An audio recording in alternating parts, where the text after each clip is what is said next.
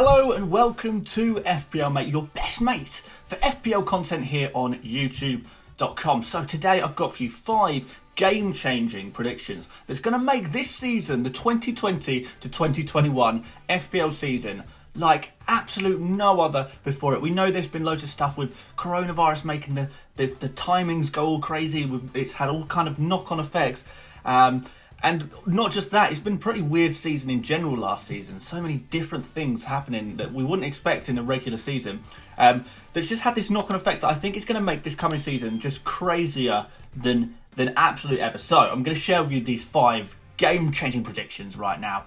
We're going to start with number 1. And my number 1 game-changing prediction, or my first, I don't know if it's the number 1, but really it's going to be high-priced defenders and keepers. So 6 out of 20 of the top scoring players of the last season, of 2019-20 season, were defenders or keepers. Only 5 out of 20 were forwards, just for context there. The rest, the other 9, obviously, were midfielders. So midfielders are still consistently always the highest scoring players. But 6 out of 20 of the top 20 scoring players were defenders or keepers. So Trent Alexander-Arnold, we know he had an absolute blinder of a season. Andy Robertson, Virgil van Dijk, Nick Pope, Doherty and Henderson. So these premium giant names of FPL last season, all in these defensive positions, and these defenders are picking up points now. So that's going to make these players super important. It's going to mean that in order to balance the game out, these players need to be higher priced, and it means that we've got to pay real close attention to what kind of players we want in our defensive positions, because we're very clear that defenders can score points. Now, the current record held for a defender in FPL is by Leighton Baines and Nemanja Vidic. These are a blast from the past, I know, but they were at one point both 8 million. Obviously, last season, Trent Alexander-Arnold he sort of topped out at about 7.8. I don't think he got any higher than 7.8.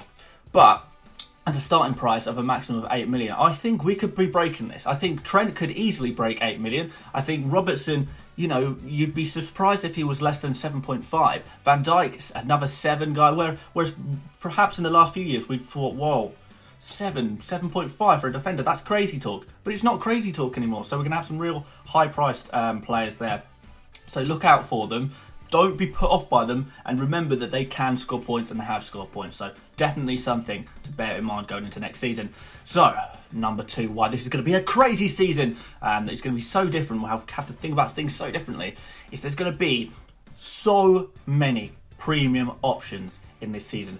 Think about how many players are going to cost sort of more than 10 million. You've got the players already like Salah, Mane, Sterling, Aguero, Aubameyang, Kane, all these guys. And you've also got to think about Kevin De Bruyne. Didn't start off as below 10 million last season. He's definitely going to be starting as above 10 million this season. And then you've got all these new players as well who might not necessarily be 10 million plus players, but you've got to think about Timo Werner. You think he's going to be above 9. You've got to think about Jadon Sancho. He's definitely got to be above 9, right? So you're going to have so many players, sort of like, I don't know, pools of maybe 10 players above 10 million, which is just unheard of. And then maybe a further 10 above 9 million. You've got to think about like Jamie Vardy as well. He's easily going to be 9 million, if not 10 million. So there's going to be so many players that are worth so much. And that could mean one of a few things, really. It could mean that you're going to be really limited to who you can have, and you have to choose more wisely than ever. So, whereas before we might pick 3 out of the 6 available premium assets, or 2 out of the available 6 premium assets, we've now got to choose 2 out of, a pool of 20 or 25 premium assets. So we've got to be really, really, really selective as who we pick and how we spend our money and how we use our money. Which is going to be, if that's the case, that's going to be really interesting, because it's going to lead to everyone having some really diverse teams. Everyone in your mini league is going to be having such different combinations of players, which means selecting the correct players is going to be more important than ever, but it's also going to make it more exciting than ever. So I hope that's going to be an impact. But it could also mean that there's just a big divide between the player prices of higher player prices and lower player prices, and not really have many mid-tier players, which I'm not really sure how that would work, but it could be that you have a few real big hitters, like maybe 4 big hitters, and then the rest of your team you literally just fill with really cheap players, and there's not really going to be much scope for the mid-tier players. I can't think right now of how many mid-tier players there's going to be, particularly in midfield, for example. Who do you put there? You're either a really, really amazing player or you're a player who's not getting so many points. There's not really much depth in the middle, certainly compared to seasons gone by anyway. And then the other thing that could happen is it just could mean that all player prices are scaled down. So because there's so many premium players, you could just find that a Salah, where he was worth 13 million, he stays at 30 million, but then the next tier down, you think of like an Aubameyang, you might think of him as an 11 million player. He might be scaled down to a 10 million, maybe a 9.5, would be pretty crazy. It would be a big bargain, wouldn't it? You'd think, anyway. Just so people can fit in more premium players, they'll just scale down the lower end of the premium players, if that makes sense. But I don't know, that doesn't sound as exciting to me. I like the first possible option of it just being you have to choose really wisely just a couple of premium players. That could be really, really crazy indeed. And speaking of crazy, the third reason why this season is going to be crazy is that we're going to have a crazy, and I know I'm saying crazy a few too many times here, but we're going to have a crazy, crazy early season. Teams who go far in Europe, now this is a fact, any team that goes into the final 8 in the European competitions is going to miss at least the first game week. So out of Manchester City, Chelsea, Manchester United and Wolves, all of these players are still in European competition, though Chelsea are 3-0 down to Bayern from the first leg. So you probably perhaps discount Chelsea from this. But you've still got Man City and Manchester United and Wolves in there.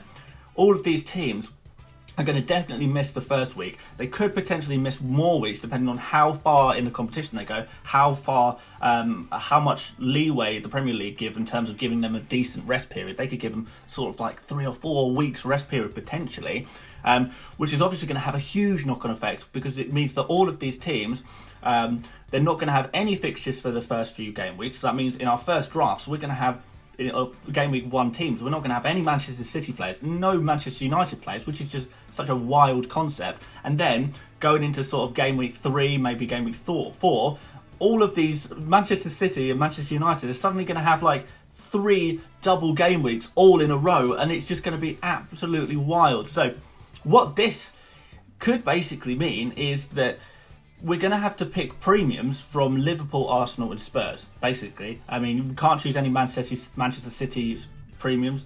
No Sterling, no Aguero.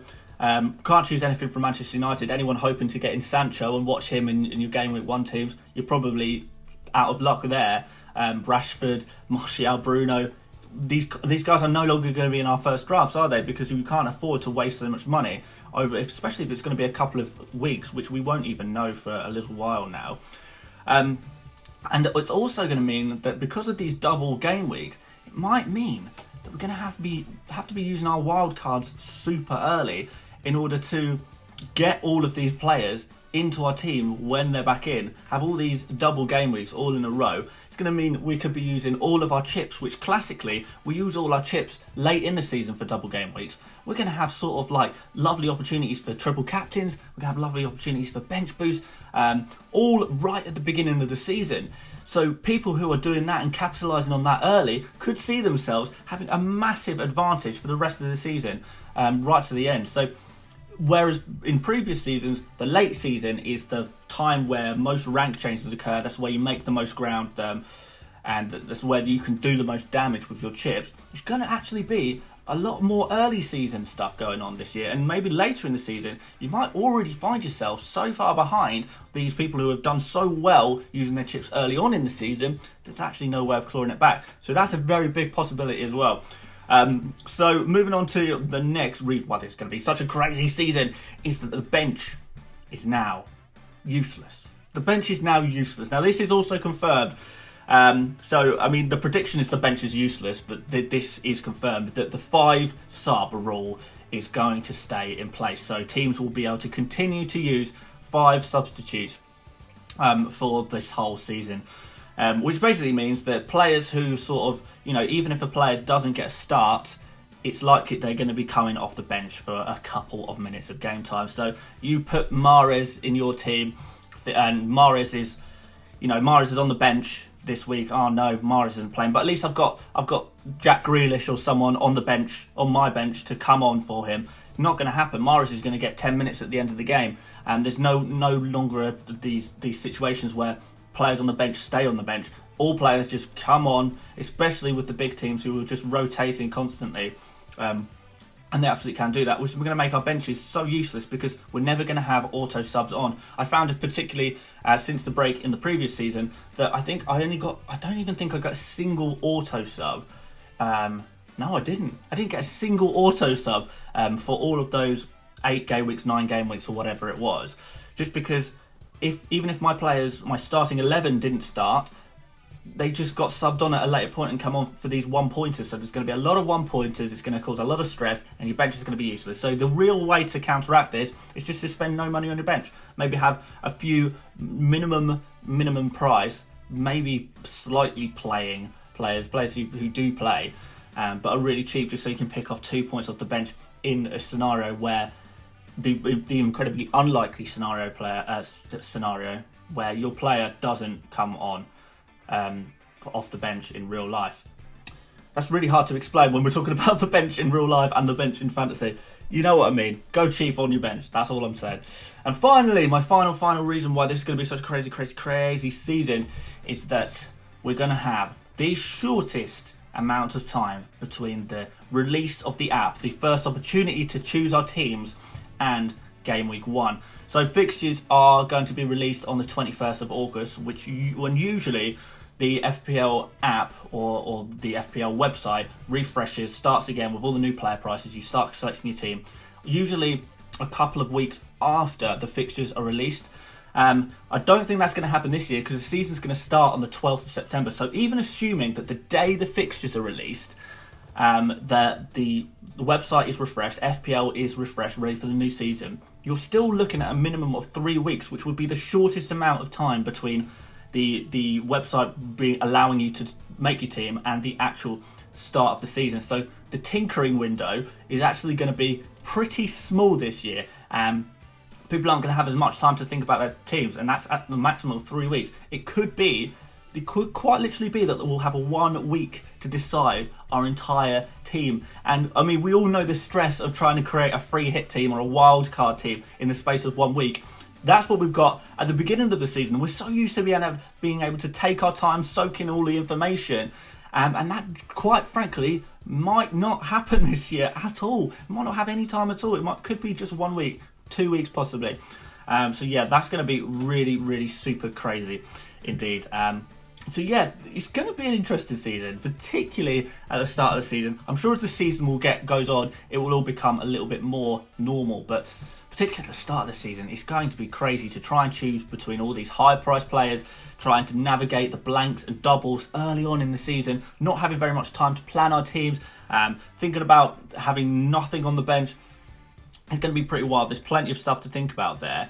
Yeah, I just thought I'd share those thoughts with you today. If you did enjoy this video, please do consider subscribing.